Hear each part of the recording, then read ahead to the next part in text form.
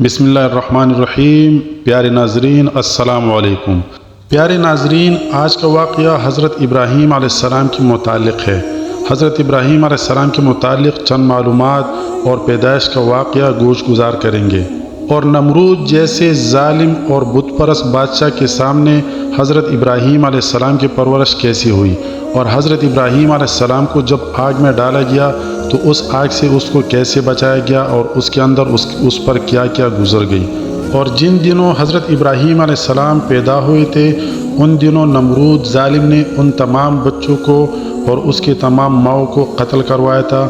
اور اس کے باوجود ابراہیم علیہ السلام کی ولادت کیسی ہوئی، اور اللہ تعالیٰ نے آپ کو کیسے بچائے، اور اللہ تعالیٰ نے آپ کی حفاظت کیسی کی۔ اور دنیا تاریخ کے 4 ایسے عظیم بادشاہ جس نے روئے زمین پر حکومت کی، یعنی کہ تمام دنیا پر حکومت کی، ان میں سے 2 کافر بادشاہ تھے اور 2 مسلمان بادشاہ تھے۔ اس کے بارے میں بھی بات کریں گے۔ تو آگے بڑھنے سے پہلے میرے اپنے تمام اسلامی بھائی اور بہنوں سے درخواست ہے کہ اگر آپ ہمارے چینل پر نئے ہیں یا آپ نے ابھی تک ہمارے چینل کو سبسکرائب نہیں کیا تو آپ سے درخواست ہے کہ چینل کو سبسکرائب کر کے بیل کا بٹن دبا کے نوٹیفیکیشن آن کرے، یعنی آل پر پریس کر کے نوٹیفیکیشن آن کرے، اور ویڈیو کو لائک کرے اور زیادہ سے زیادہ شیئر کرے۔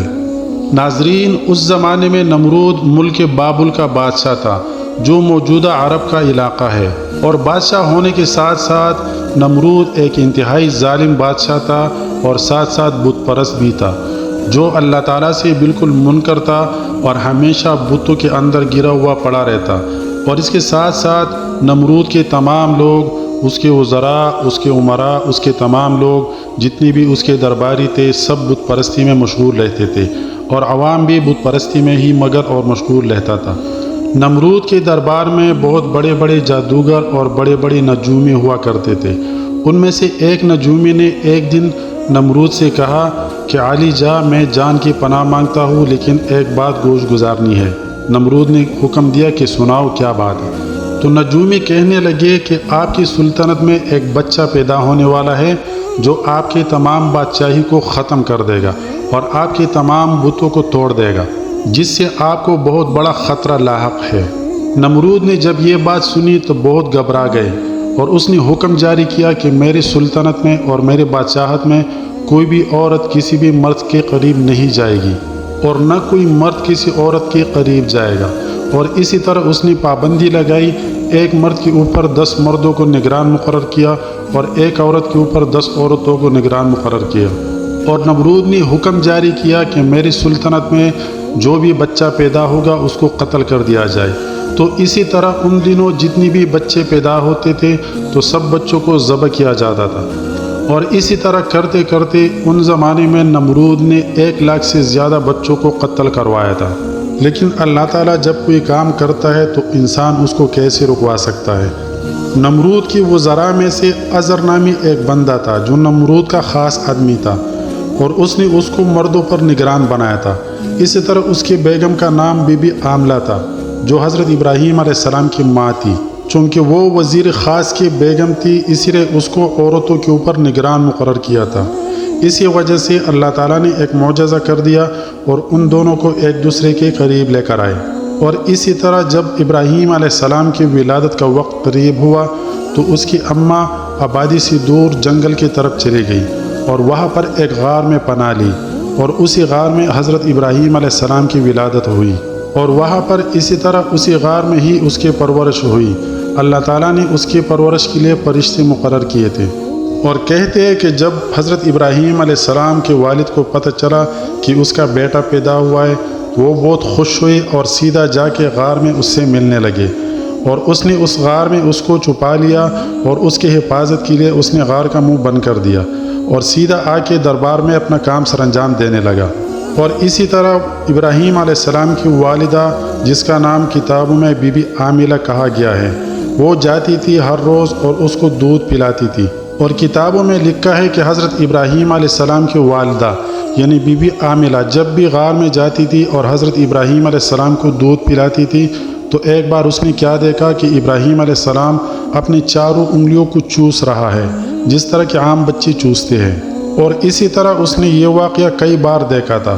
تو اس کو بڑا تجسس ہوا اور وہ یہ بات معلوم کرنا چاہتی تھی کہ آخرکار یہ بچہ اپنی انگلیوں کو کیوں چوس رہا ہے، اور اس کے ساتھ دن بدن اس کا وزن بھی بڑھتا جا رہا تھا اور اس کا قد بھی ساتھ ساتھ بڑھتا جا رہا تھا۔ تو اس نے کیا دیکھا کہ اس کے ایک انگلی سے شہد نکلتا ہے، ایک انگلی سے پانی نکلتا ہے اور ایک انگلی سے دودھ نکلتا ہے، اور بڑے مزے سے ابراہیم علیہ السلام اس کو پی رہا ہے۔ سبحان اللہ، دیکھ اللہ کی قدرت۔ تو ناظرین، جس انسان کی تربیت اللہ تعالیٰ نے خود کروائی ہو اور اللہ تعالیٰ نے اپنے فرشتوں سے کروائی ہو تو کیا شان ہوگی ایسے ہستی کی۔ تو کہتے ہیں کہ چند ہی دنوں میں حضرت ابراہیم علیہ السلام تندرست ہونے لگے، چاق و چوبند ہونے لگے اور چلنے پھرنے لگے، اور اس کے ساتھ ساتھ وہ انتہائی ذہین بھی تھے۔ اور کہتے ہیں کہ جیسے جیسے ایک ایک دن گزرتا گیا، ابراہیم علیہ السلام کا قد کاٹ 1 مہینے کے برابر ہوتا گیا، یعنی اسی طرح وہ کرتے کرتے دنوں کے حساب سے مہینوں کے ہونے لگے۔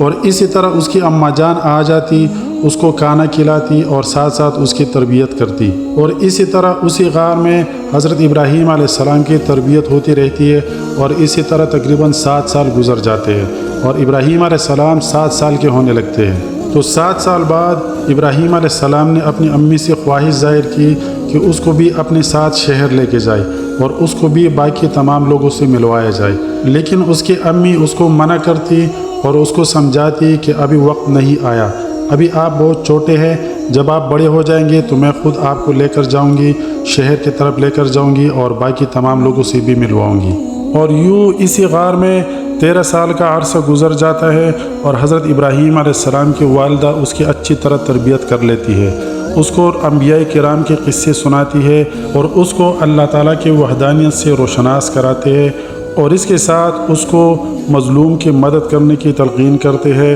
اور ظالم کے سامنے ڈٹ کے کھڑے ہونے کی تلقین کرتے ہیں۔ اور اسی طرح 13 سال بعد حضرت ابراہیم علیہ السلام اپنے والد سے ملنے کا خواہش ظاہر کرتے ہیں، اور رات کے وقت غار سے نکلتے ہیں اور سیدھا جا کے گاؤں میں اپنے والد سے ملتے ہیں، جس کا نام آزر تھا۔ آزر بت پرستی میں بہت مگن رہتا تھا۔ آزر پتھروں سے اور لکڑیوں سے بت بنا کے بازار میں بیچتے تھے۔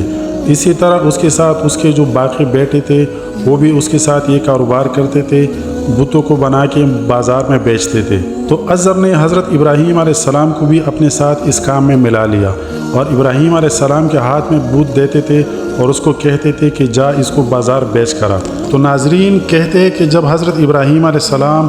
اپنے والد آزر سے بت اٹھا کے لے چلتے تھے تو رستے میں اس کے گلے میں رسی باندھ کے رستے میں کھینچتے کھینچتے اس کو مٹی اور کیچڑ میں آلودہ کر لیتے، اور اس کے ساتھ لوگوں میں آواز لگاتے کہ اے لوگوں آؤ اور مجھ سے یہ بت خریدو، جو مجھ سے اپنے آپ کو نہیں چھڑوا سکتے، جو بالکل بے جان ہے، جو نہ کسی کو نفع پہنچا سکتے ہیں اور نہ کسی کا نقصان کر سکتے ہیں۔ اگر آپ لوگوں کو چاہیے تو آؤ اور مجھ سے خرید لو۔ اور یوں اسی طرح بتوں کے ساتھ حضرت ابراہیم علیہ السلام کا یہ رویہ بت پرستوں کو بالکل بھی اچھا نہیں لگا، اور بت پرست تمام بہت غصے میں آ گئے، اور اسی طرح لوگ آ کے آزر کو شکایت کرنے لگے کہ آپ کا بیٹا حضرت ابراہیم علیہ السلام بتوں کے ساتھ اس طرح کیسے کر سکتا ہے۔ اس پر آزر نے حضرت ابراہیم علیہ السلام کو سمجھایا کہ آپ بتوں کے ساتھ اس طرح کیوں کرتے ہو، اگر آئندہ کے لیے آپ نے ایسا کیا تو میں آپ کو سخت سے سخت سزا دوں گا۔ تو اس پر حضرت ابراہیم علیہ السلام نے آزر سے پوچھا کہ آپ یہ پتھر اور لکڑی سے جب بت بناتے ہیں تو یہ کس کام کے ہے؟ یہ تو نہ آپ کو فائدہ پہنچا سکتے ہیں اور نہ آپ کا کچھ نقصان کر سکتے ہیں، آپ اس کو کیوں بنا کے لوگوں میں بیچتے ہیں؟ نہ تو یہ خود سن سکتے ہیں اور نہ بول سکتے ہیں، تو یہ دوسروں کا بھلا کیا فائدہ پہنچا سکتا ہے؟ تو اس پر آزر نے ابراہیم علیہ السلام سے کہا کہ کیا تم ہمارے خداؤں کے مخالف ہو؟ اور حضرت ابراہیم علیہ السلام کو دھمکی دی کہ اگر آئندہ کے لیے تم نے اس طرح کوئی بھی بات اپنی زبان پر لے کر آئے تو تمہیں سخت سے سخت سزا دی جائے گی۔ تو کہتے ہیں کہ اس پر حضرت ابراہیم علیہ السلام جو وہاں پر مجمع کھڑا تھا، جو لوگ کھڑے تھے، ان تمام لوگوں سے مخاطب ہو کے کہنے لگے کہ اللہ کے سوا عبادت کے لائق کوئی بھی نہیں ہے، نہ یہ نمرود اور نہ یہ تمہارے بت جو تم اپنے ہاتھوں سے بنا کے بازار میں بیچتے ہو، یہ نہ تو تمہیں نفع پہنچا سکتا ہے نہ نقصان پہنچا سکتا ہے، نہ یہ تمہاری بات سن سکتے ہیں نہ کہہ سکتے ہیں، تو تم کیوں ان کی عبادت کرتے ہو؟ اور ہم تمام لوگوں کا مالک اور خالق وہی ذات ہے جس نے پوری دنیا پیدا فرمائی، جس نے زمین آسمان پیدا کیے، جس نے ہم سب کو تخلیق کیا۔ اور اسی طرح کرتے کرتے حضرت ابراہیم علیہ السلام کی یہ باتیں پورے علاقے میں آگ کی طرح پھیل گئی اور ہر کسی کے کانوں میں یہ بات پڑنے لگی اور ہر کوئی بہت شوق سے ابراہیم علیہ السلام کی باتوں کو سننے لگے۔ اور اسی طرح یہ بات جا کے نمرود تک پہنچ گئی، تو نمرود نے حکم جاری کیا کہ یہ کون نوجوان ہو سکتا ہے جو اس طرح میرے ملک کے تمام لوگوں کو ورغلا کے بت پرستی سے ہٹوانا چاہتے ہیں اور اس کو کسی اور کی عبادت میں لگوانا چاہتے ہیں۔ اور اسی طرح نمرود کے حکم پر حضرت ابراہیم علیہ السلام کو نمرود کے سامنے پیش کیا گیا، تو حضرت ابراہیم علیہ السلام نے نمرود کے سامنے بھی وہی پرچار جاری کی کہ اللہ ایک ہے، اللہ کے سوا عبادت کے لائق کوئی بھی نہیں ہے۔ اور حضرت ابراہیم علیہ السلام فرمانے لگے کہ تمہارے یہ پتھر اور لکڑی سے بنی ہوئی بت انسان کو کچھ بھی نہیں دے سکتے، نہ یہ خود سن سکتے ہیں اور نہ خود بول سکتے ہیں، تو یہ بھلا انسان کا کیا کام کر سکتے ہیں۔ اس پر نمرود بڑے غصے میں آ گئے اور حضرت ابراہیم علیہ السلام کو سزا کے طور پر حکم جاری کیا کہ اس کو آگ میں ڈالا جائے۔ اور اسی طرح حضرت ابراہیم علیہ السلام کو قید کر لیا گیا اور اس کو آگ میں ڈالنے کے لیے تیاریاں شروع کرنے لگے۔ تو کہتے ہیں کہ کئی دنوں سے لکڑیاں جمع کرنے لگے اور مہینوں سے لکڑیاں جمع کرنے کے بعد دو پہاڑوں کے درمیان بہت بڑی آگ کے اہتمام کرنے لگے اور اس میں حضرت ابراہیم علیہ السلام کو پھینکا گیا۔ لیکن نمرود نادان یہ نہیں سمجھتا تھا کہ اس کے سوا بھی کوئی بڑا بادشاہ، کوئی طاقتور بادشاہ بھی ہے۔ اللہ تعالیٰ نے جس طرح ساری کائنات کو پیدا فرمایا، جس طرح اللہ تعالیٰ نے ہر چیز کو پیدا فرمایا، اسی طرح ہر چیز، ہر شے اللہ تعالیٰ کے حکم کے تابع ہے۔ تو کہتے ہیں کہ اللہ تعالیٰ نے آگ کو حکم دیا کہ ابراہیم علیہ السلام کو بالکل بھی نقصان نہیں پہنچنا چاہیے۔ تو کہتے ہیں کہ آگ نے اپنی تپش اتنا کم کر دیا کہ ابراہیم علیہ السلام کو جلانا تو دور کے بعد اس کو گرمی بھی نہیں لگ رہی تھی اور اتنا ٹھنڈا بھی نہیں ہوا تھا کہ ابراہیم علیہ السلام کو سردی لگ جائے۔